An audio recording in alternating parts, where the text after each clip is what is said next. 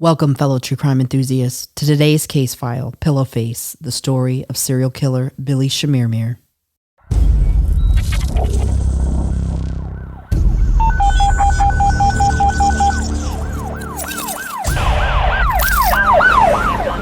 Year-old male, 11 Silver Hollow Road, between Lane Road and Cross Patch Road. Welcome to Body of Crime, your go-to true crime podcast, where we plunge headfirst into the gripping world of criminal mysteries. Join your hosts, Jose Medina, Crystal Garcia, and Alicia Anaya, as we deliver the full stories, immersing you in the heart of each case. With spine-chilling cases, in-depth analysis, captivating interviews, and a comprehensive examination of the evidence, embark on a thrilling journey with us as we explore bone-chilling cases from around the globe.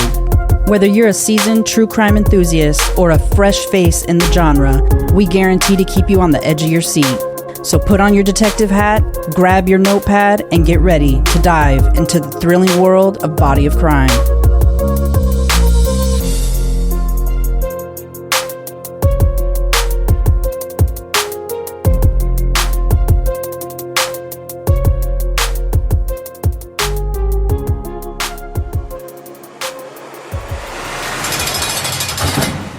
They all say that they lost loved ones to an alleged serial killer. Well, now that the suspect has been found guilty of killing one of the 18 women he's accused of suffocating, these people hope that they too will see justice. Here's Les Trent.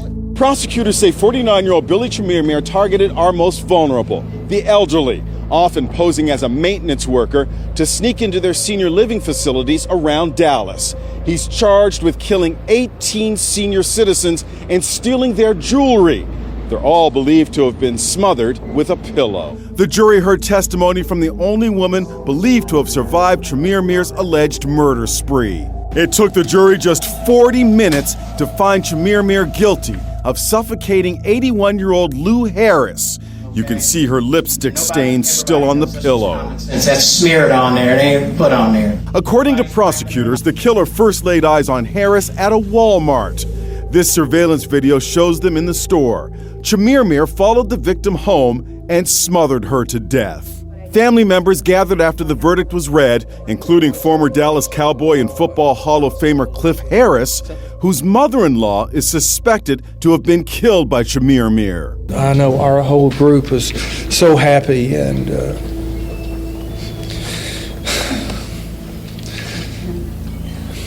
but justice was done.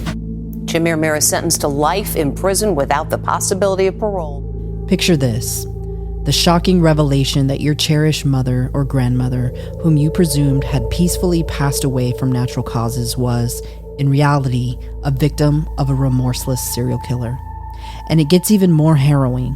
There weren't just one or two victims, there were at least 21 others, between 2016 and 2018 alone.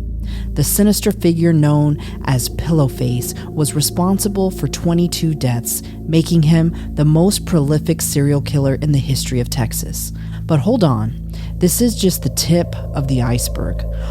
Our story delves deeper as investigators from multiple police departments pore over hundreds of cases, all potentially linked to Pillowface himself. If their suspicions are confirmed, he could surpass even the infamous Luis Garavito and Pedro Lopez, each believed to have taken the lives of around 300 victims, with approximately 750 unattended deaths of elderly women linked to Chemirmir. Now, let's turn back the clock to the fateful day of March 19th, 2018. The fire department responded to a distress call from the friends of a 91-year-old woman named Mary Bartell in her own home. I know 911. What's the address of the emergency? We have a neighbor that we cannot awake. Preston Place Apartments?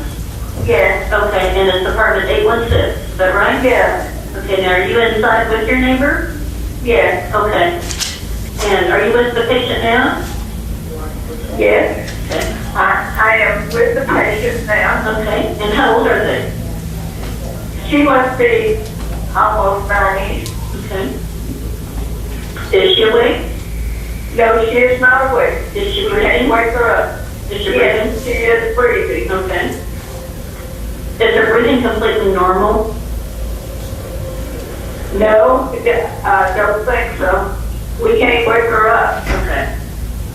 Okay, we are sending the paramedics to help you out of 5000 Old Shepherd Place, Department 816 in Building 8.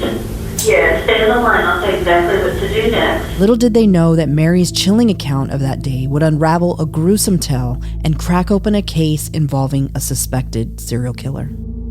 Chemirmir was arrested in March 2018 after Mary Bartell survived an attack by a man who forced his way into her apartment at a senior living community in Plano. I'm Mary A. Bartell. I knew instantly when I saw those 2 green rubber gloves. Number 1, I should not have opened the door. Number 2, my life was in grave danger. He said, "Don't fight me, lie on the bed."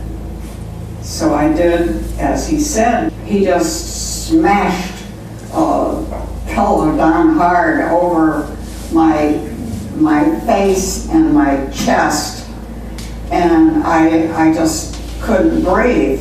Friends found Bartell unconscious on her bed and called 911. Bartell told investigators 3 rings were missing from her hands.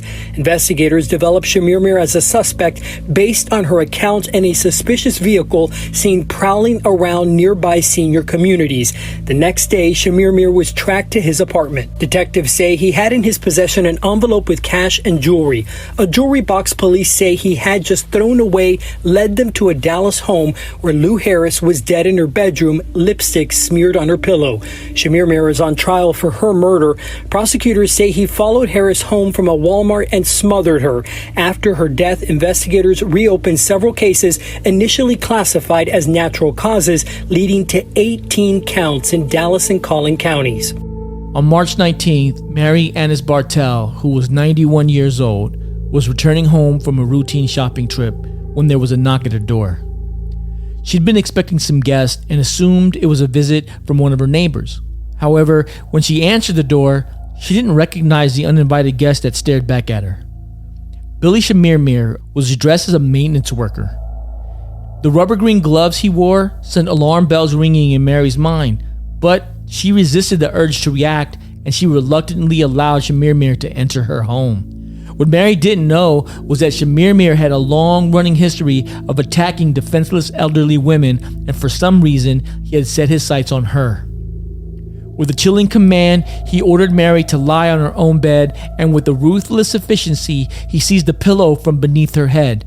Chemirmir's MO was to suffocate his elderly victims, and he quickly pressed the pillow firmly across her face and applied pressure. He had done the same thing so often that he had developed a rhythm, and as Mary lost consciousness and stopped struggling, he turned his attention to his real motive and began rummaging through Mary's personal belongings, looking for money and jewelry. What Chemirmir had not counted on was Mary's internal defibrillator, an internal implanted device that sends a shock to the heart when it senses the heart has stopped beating. And as Chemirmir made his escape, the defibrillator gave Mary a jolt of life, miraculously bringing her back from the brink of death. As Chemirmir made his escape, taking Mary's valuables, her friends finally arrived at her apartment, finding her unconscious but alive, and immediately called 911.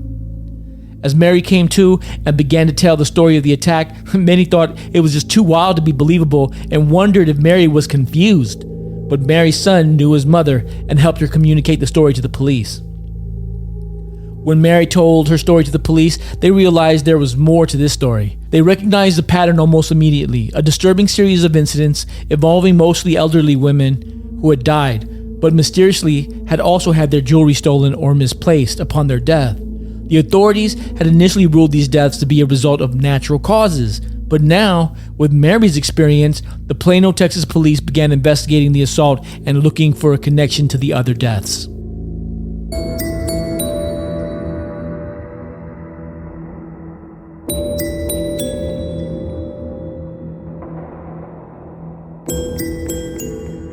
There had been a number of elderly that had passed away, and a number of different family members just thought some different things were odd.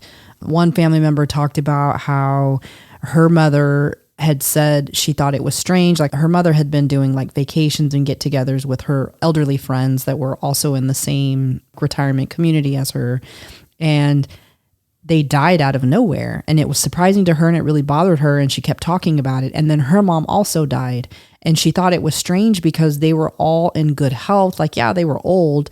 But when you raise those suspicions and you say, oh, I think something's missing, a wedding ring's missing, or some of their jewelry's missing, people just think they're old, like they were between like mid to late 70s and 90s, mid 90s. Right. So nobody was thinking, somebody went in there and did anything to them.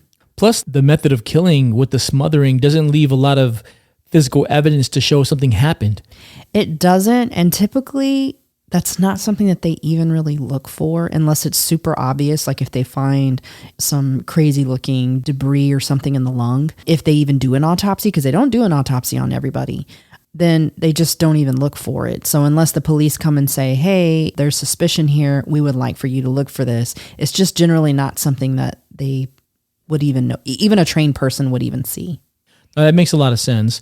I think Chemirmir really did a good job of picking his victims to be people who no one would suspect had died unnaturally. Right. It would have been totally different if he was targeting 31-year-olds. Like, everybody would be like, well, how did this guy just fall dead? Like, he's so young. But when you're targeting people that are 75 and greater, you kind of expect them to eventually die. Right. And so, like, it doesn't come off as a surprise. Although a lot of the people that died, they were doing well. Like, they weren't having any issues. And so a lot of them were living in assisted living, but they were living on their own pretty much. Like, they weren't under convalescent care or anything like that. They weren't hospitalized. No, none of them had any type of like, assistant that worked with them or anything like that. They had people that would come in and maybe give them meds at some of the different places, but none of them needed any type of like real care, so to speak. I think one thing that kind of stands out to me is when Mary Bartell opens the door and she sees some guy standing there with gloves on. Something triggered in her that made her think it was a crazy situation. Like, it wasn't normal. The rubber gloves. Yeah, the rubber gloves. Got dishwashing gloves on, man. Yeah. But she fought that feeling and she allowed the person to enter her home anyways, thinking, well, maybe this is the maintenance guy. What she really should have done was she should have probably closed the door and not let him in. There's a video of her giving a testimony where she's talking about what occurred. And she said that when she opened the door, she said she didn't even think to look to see who was, who was outside the door. But when she opened the door and she saw the green gloves, she immediately knew something was wrong. But at that point, he was already telling her what to do, and she felt like she couldn't react. Right. That's a scary situation for any person, especially for an older person. March 20th, 2018 marked the day when Billy Chemirmir's calculated facade began to unravel. The Plano police were piecing together a deadly puzzle of mysterious deaths that had been plaguing assisted living homes in the Dallas area. Billy Chemirmir was quickly elevated to a person of interest in these deaths, as the police searched for a connection to Chemirmir, linking him to the other deaths and missing jewelry. What Chemirmir didn't know at the time was that Mary Bartell had survived his brutal attack and was prepared to identify him. As detectives surveilled Chemirmir, posted up just outside his apartment complex, they witnessed Chemirmir toss a jewelry box into a dumpster. Ordinarily, this would not have been significant, but it was pivotal for the detectives. They made the decision to move in for an arrest. When the cuffs closed around Chemirmir's wrists, the detectives recovered the jewelry box, quickly identifying it as the jewelry box belonging to Luthi Harris, an 81-year-old woman and Chemirmir's latest victim.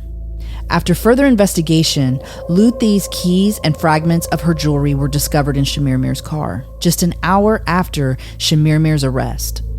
Luthi Harris was found lifeless in her home. A pillow was found lying nearby with traces of her lipstick smeared on the pillowcase. Hours after 81-year-old Lou Harris was found dead in her Dallas home, police arrested Chemirmir. In his interview, he cooperates, but expresses he's unsure why he's there. He opened the door. He got from the door. Wow. Police bringing Billy Chemirmir in for questioning after they say they witnessed him dispose of a jewelry box belonging to 81-year-old Lou Harris outside his apartment, keeping the jewelry and money. It led them to Harris's Dallas home, where she was found dead. You don't remember going to a house in Dallas, in North Dallas? Chemirmir tells detectives he bought the jewelry box from someone 20 minutes before his arrest and decided he didn't want it. And he had purchased the $2 bills from someone in Fort Worth. The detective wasn't buying it. Walmart surveillance video shows Harris and Chemirmir crossed paths at the same store the day she was found dead. It appears there was no interaction, but they did leave within less than a minute of each other, heading in the same direction. This would prove to be the beginning of the search as detectives tore through Chemirmir's home, searching for additional evidence. They would recover a trove of women's jewelry, cell phones, and medical scrubs, evidence that would eventually connect him to over 22 additional crime scenes. His victims, mostly women, ranging in ages from 76 to 94 years old. Further forensics would tie his cell phone pings to grocery stores, the last known locations of most of his victims. Witnesses' descriptions of his vehicle license plate number put him in and around the victims' homes and crime scenes.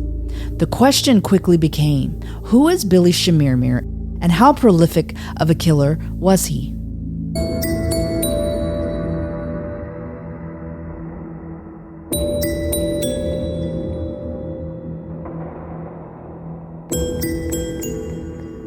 I think that's pretty damning evidence, the jewelry box. And I know that there wasn't a lot of physical evidence, but that's pretty damning to find jewelry of a person who's dead. Right. And to find a jewelry box that belonged to someone who was just recently killed. That's pretty damning evidence. The problem is that for those individuals who had died is that generally a autopsy isn't conducted unless a family member requests it, unless there's suspicion of murder, something of that nature. So it's not automatic. And so all of these elderly people who had died, it was ruled natural causes. They're old, they died of natural causes. There was nothing to make them believe that anything strange happened.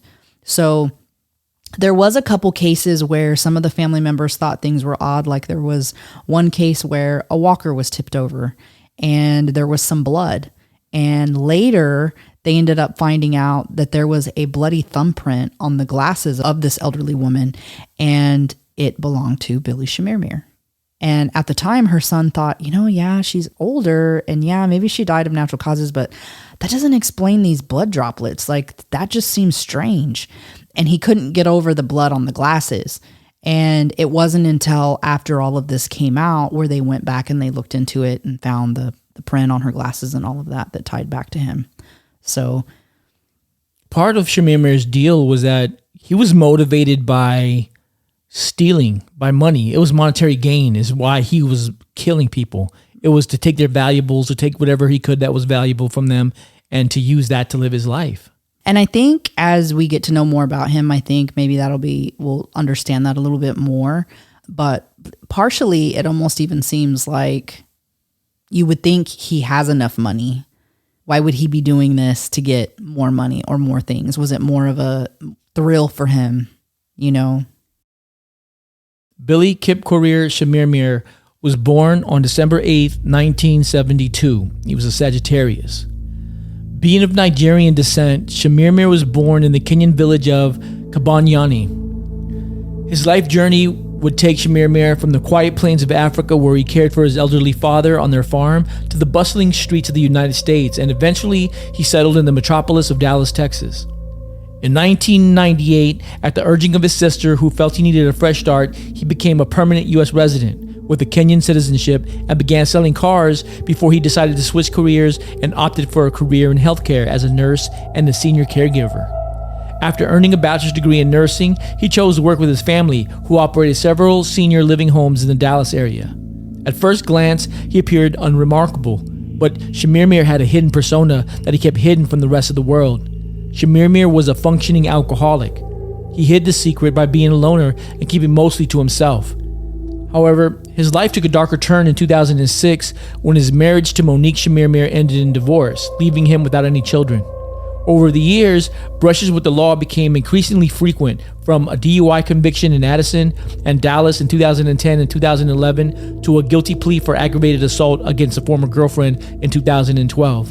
And then in 2016, Chemirmir found himself in trouble again, this time for trespassing at the Chemirmir Retirement Community, a facility that would later be linked to a series of deaths he was already suspected of.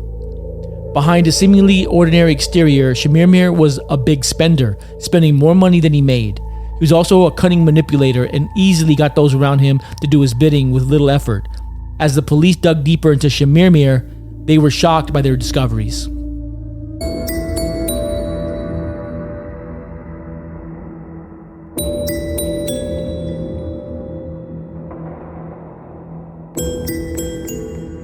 He grew up in Africa with his dad. My first question is, who's the first person he killed? Did he kill his dad?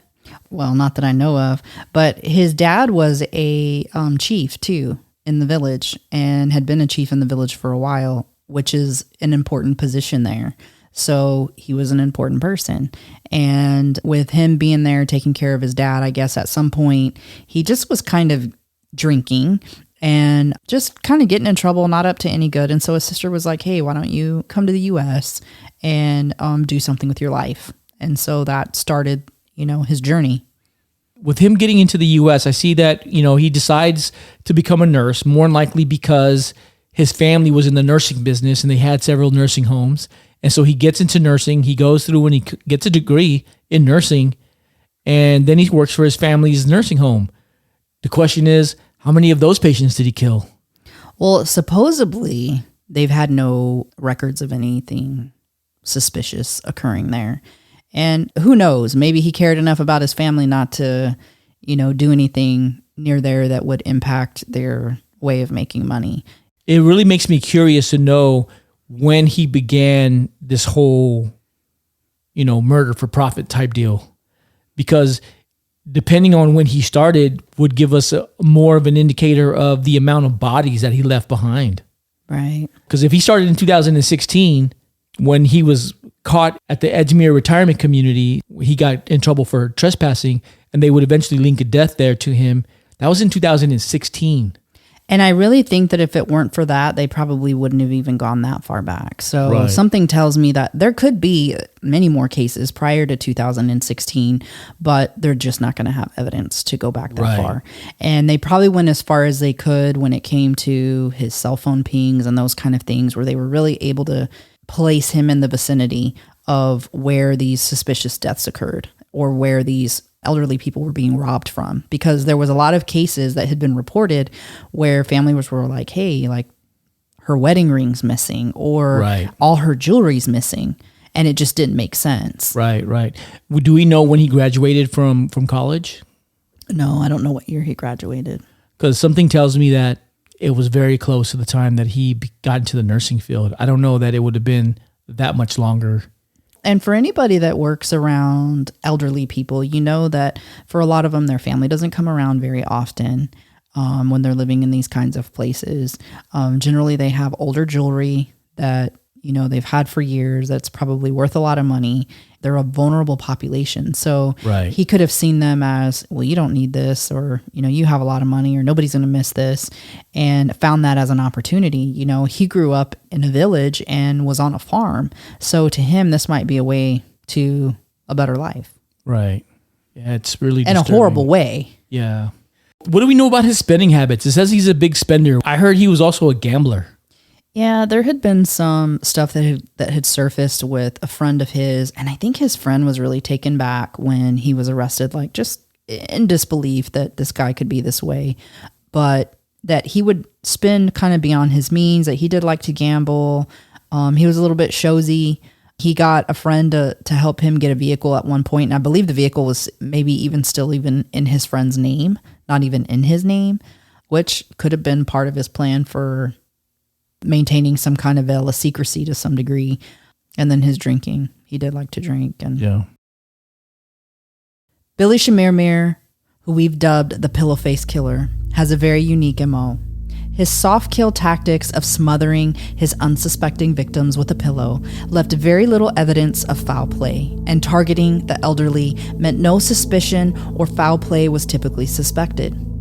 The missing jewelry and valuables was always an odd side note, as families were typically more focused on the loss of their loved ones and not the status of any family jewels. Disguised as a maintenance or medical worker, Chemirmir easily breached the sanctity of his victims' homes and apartments, snuffing out their lives and then pilfering their valuables. Detectives followed Chemirmir's trail from one senior living community to another throughout Dallas, Texas. At the upscale Edgemere Senior Living, where Chemirmir had once been arrested for trespassing in 2016, at least 3 deaths at the location bore his grisly signature. But it was tradition Prestonwood that was to be his epicenter of his malevolence. A staggering 9 deaths at this location was linked to Chemirmir within just 3 months. When questioned, a medical examiner would later testify that the subtle signs of smothering are often extremely elusive, unless you're really looking for it, and it can easily be overlooked. Chemirmir refused to confess to the crimes he was accused of.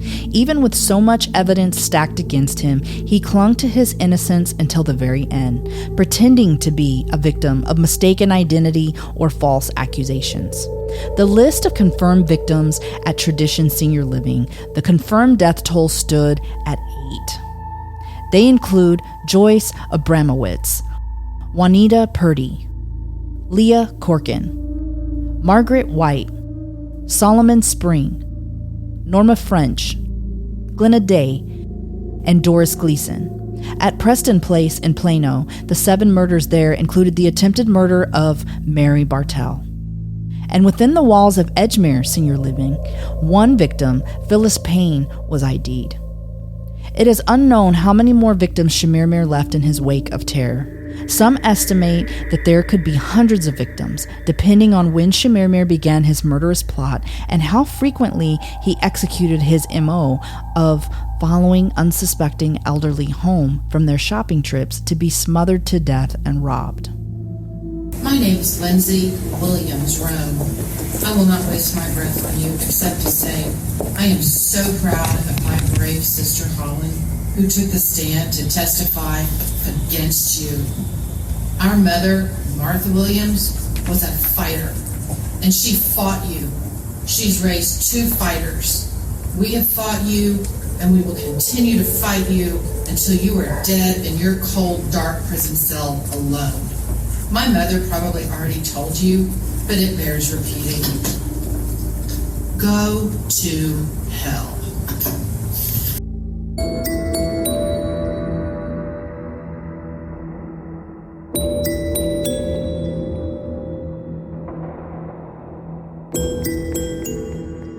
What's your thoughts on him not confessing?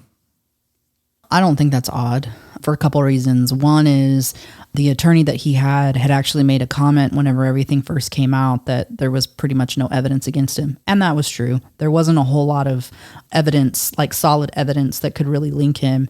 Yes, they pinged his phone in a certain area, but you know that a ping goes for a pretty decent distance. And so because there was really no physical evidence, it was really hard to connect him. And so there was physical evidence. There was jewelry. There was the jewelry box. There was the smudge of the fingerprint on the glasses from one of his victims. There was eyewitness, Mary Bartell. Like, there was a lot of evidence. Now, maybe not to all 22 victims, but... Yeah, not to all 22 victims. Yeah. So because of that, I think any attorney would have told him, hey, they don't have a lot. You know, what they do have is like not the best evidence for what they do, and was trying to get him to get the best deal possible. And then I think, just like any serial killer, they just don't give you everything, and they're not going to give you everything. And in his situation, I'm pretty sure that his family, his country, those guys would all disown him. And so I think it was also, there's a selfish element there as well in not wanting to lose whatever little semblance of family or friends or connection he still had. Yeah, I'm sure that was a big part of it. My name is Scott McPhee, and I represent the family and friends of Carolyn McPhee. In 2016 and 2017, you came into our parents' home disguised as a caregiver who would help our mother care for our ailing father. But then you, the real Billy Chemirmir, the one who only cares about himself, came back 8 months after our father passed and took advantage of the trust you had been given by our mother and killed her in the home that she had shared with our father, where love and joy had reigned for so many years. You ate in that house with us. You spent time with our family. You saw what we were and who we were, and it all meant nothing more to you than a few $1,000 worth of jewelry. For that, you took the life of a woman who had years of joyful life left. What you will never understand is those trinkets meant nothing to us. Instead, it is the theft of time that is your crime. The time she did not get to see her oldest grandson get married. The time she did not get to greet her first grandson. The time she won't see her grandson get his diploma. The time she won't spend with her grandfather in the kitchen or doing puzzles. The time she's not with friends laughing. The time we will not get to spend with her. All the times she will miss because of your selfishness. You stole that valuable time from all of us. As Carolyn McPhee's family, we are people with faith in God. So while you face the justice that man provides, we know that true justice is God, and He knows the real Billy Chemirmir. All you have left is time, Billy. I suggest you use it wisely. As for Carolyn McPhee's family, you have taken enough of our time, and we will waste no more of it on you, because you have no power over us. Billy Chemirmir's case was brought forth during the height of COVID-19 disruptions. Coupled with the complexities of handling multiple cases against the accused, his reign of terror crossed borders and legal boundaries. In the absence of autopsies and the ability to provide concrete physical evidence, the cases against Chemirmir relied heavily on phone pings that placed him in the vicinity of deaths initially ruled as natural causes. These proved to be far from open and shut cases, and Chemirmir held steadfast to his innocence, insisting that everybody had it wrong. Eventually, the small amount of physical evidence and the mountain of circumstantial evidence landed a life without parole conviction. That could have been enough, but the state, concerned that Chemirmir might try to get out on appeals, decided to pursue a second case against him and secured a second life without parole conviction for good measure. And with that, Chemirmir was on his way to serving out his sentence, which guaranteed he would die behind bars. But Chemirmir's fate took a chilling turn. Unable to maintain that same low-key persona behind bars, Chemirmir found himself in a precarious predicament when he decided to make an inappropriate comment about the children of his cellmate, a Harris County murderer. His situation was he was in a cell with a person who was convicted of murder, so anything can happen. And my understanding is that he got into an argument of some sort, said something inappropriate to his cellmate, and the cellmate killed him, beat him to death. Beat him to death? Wasn't stabbed or? Well, maybe stabbed with a pen, but not a knife. But even though they're on lockdown, apparently he somehow opened the door and dragged him into the hallway.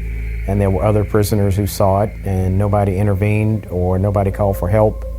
And basically he was there for about 15 or 20 minutes before anybody of authority could figure out that what had happened, and he was there, and they tried to revive him, and he died. But the reality of it is Billy Chemirmir could have killed more people than that. We really don't know.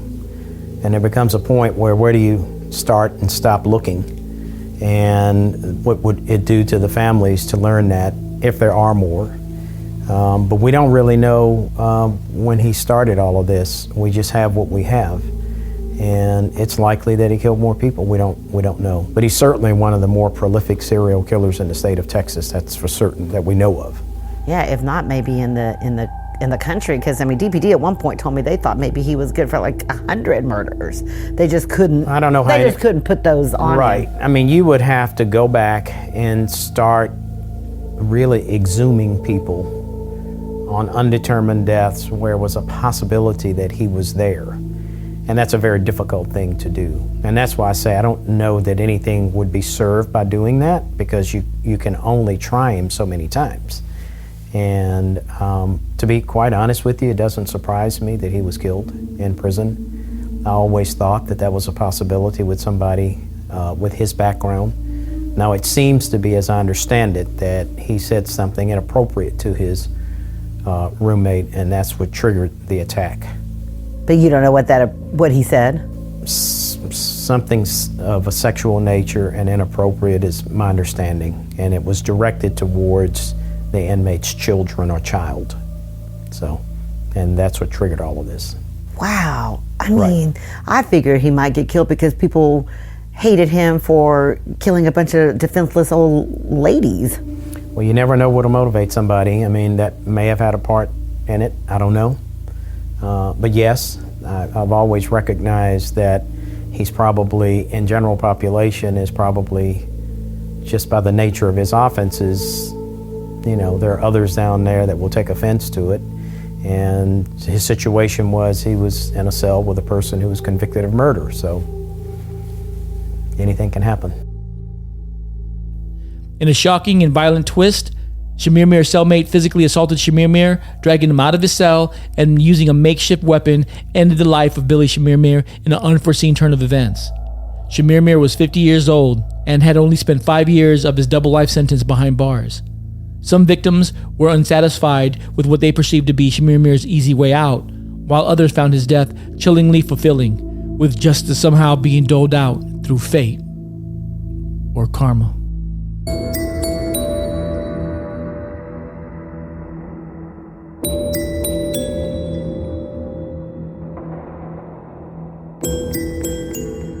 What's interesting for Billy Chemirmir is that when he first went to trial, the first trial ended in a hung jury. Okay. And so they had to go back to trial. And it was 11-1. It'd be nice if there wasn't a hung jury with that, but still they had to go back. So he went back to court. And I think this probably is part of the reason that they chose not to pursue the death penalty. The death penalty a lot of times is reserved for very heinous crimes, for multiple crimes. And the fact that they couldn't prove without reasonable doubt that he committed so many, I think they felt like their best case scenario was to try to do life without parole. And so the DA's office was very upfront with the families, because there's a lot of families involved and a lot of families want to see justice for their family members. So they told them, hey, we're not going to go for the death penalty. And who knows, like now, what was their reasoning? Is it because of the solidarity of the case, and were they worried about him later being able to put forth different appeals and maybe winning an appeal? And maybe they thought, our best bet, honestly, is to do life without parole, and then he won't get out on parole. I know that a lot of the families were upset as well when they decided not to go forward, because he was indicted for, I want to say it was at least 11 of the cases. There was only 2 that he was actually convicted of, and not at the same time. Those were separate instances. In both of those cases, they had good physical evidence, especially the last one. His last murder was committed within an hour of when he was arrested. So they were definitely able to get him on that one, and that was one of the ones that he was convicted and sentenced for. But a lot of the families were disappointed that they didn't get to see justice for their family members, that he wasn't technically convicted and sentenced for their murders. But I think the reality of when we go through the court system is that we spend a lot of money and we utilize a lot of time and resources when we're prosecuting cases. And when you've already gotten, you're not going to get any better than that. And so to add more names at that point in time, he did it. We know he did it. To add more names at that point in time doesn't do anything but burn money and time and resources. Yeah, and you can't serve more than one life sentence. So what would be the point of pursuing 22 different cases and giving him 22 different series of life in prison? He can only execute one life in prison term. It's a little bit redundant. Right. And the family did get to go in and do their victim impact statements and all of that. So yeah. So they have to view that as getting justice. And sometimes the universe has a way of setting things right. And yeah, he got a life sentence, but he also got a death sentence too. He got both. And there's actually one of the family members, a daughter of one of the women that he killed, said that she feels like there was a sense of justice in what happened. And she said, I know that he didn't die an easy death. This was no quiet, nice, lethal injection. He suffered. And I know that my mom suffered. So I feel like there's a sense of justice there. Yeah. Yeah, there probably is a sense of justice for a lot of people. There's a lot of people that are against the death penalty, but sometimes life has a way of just kind of setting the score right, and things happen for a reason. If he would have gotten a death sentence, he would have been protected. He would have been in a cell all by himself. He wouldn't have been with another cellmate. He wouldn't have been in general population, but he wasn't. And you know, I watched a news interview with Mary Bartell's son talking about, because of course Mary Bartell passed away during the trial process. And he was saying how his mom was very religious, very well known in the community and in the church. And he said that she had forgiven Billy Chemirmir.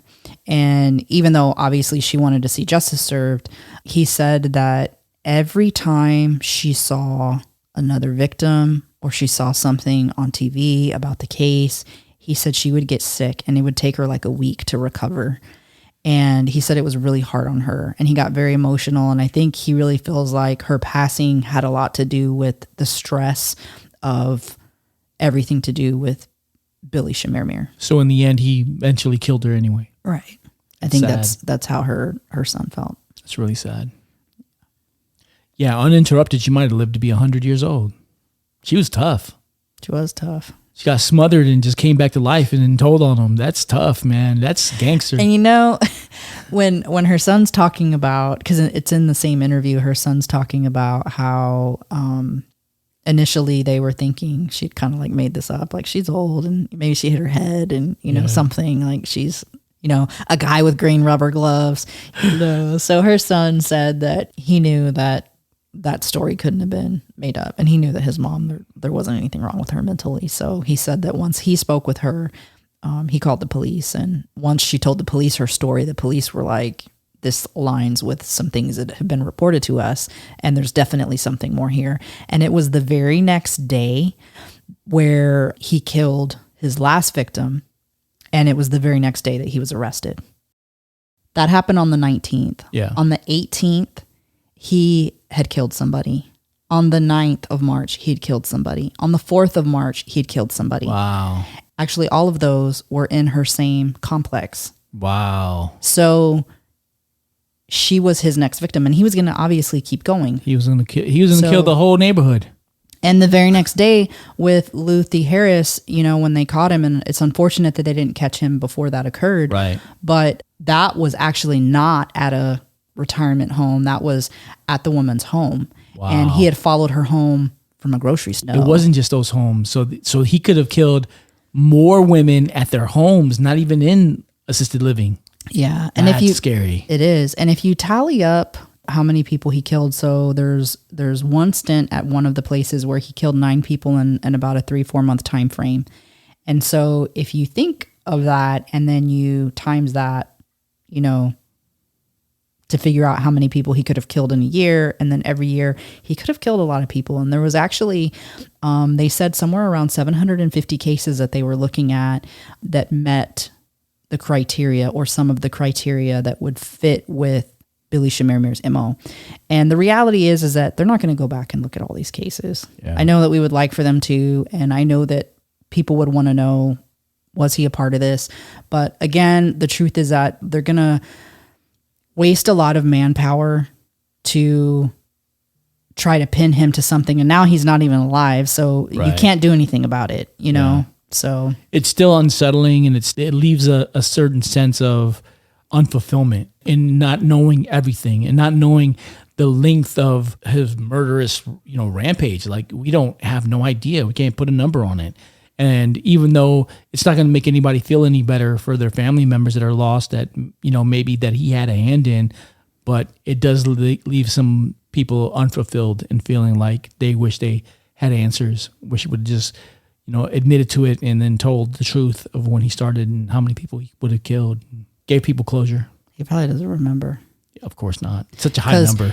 And because they did figure out that he really wasn't connected to any of them. And the only person, every single person had been smothered of all the ones that they know of for sure that they've connected him to, except for the Mel. They said that he was found in a pool of blood, and something tells me that there was a struggle with him, and he probably decided at that point in time that he was never again going to try to kill a Mel. So all of his victims were female except for that one of the ones that have been confirmed, pretty much. Gotcha.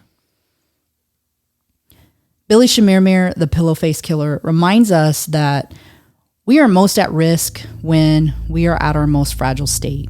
When we are sick, when we are physically weak and hospitalized, when we are convalescing, and as we age and become old. Most, if not all, of Chemirmir's victims were elderly. None were capable of fighting back physically, but Mary Bartell found the mental strength, even at 91, to bring an end to Chemirmir's reign of terror.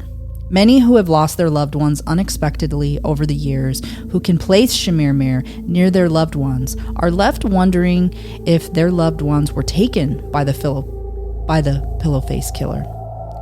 Wondering if Chemirmir could have had a hand in their loved ones' untimely demise, something we unfortunately will never know.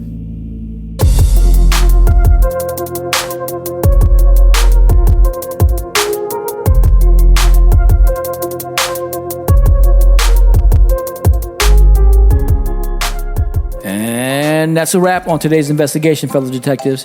If you found this episode both enlightening and captivating, then please subscribe to our podcast show and our Patreon. Leave a review and hit that like button. Share our podcast with others and engage with us on our website and social media platforms. You can find us on all major podcast platforms as well as our website at www.bodyofcrimepodcast.com, where you can access all of our episodes and bonus content, including valuable resources.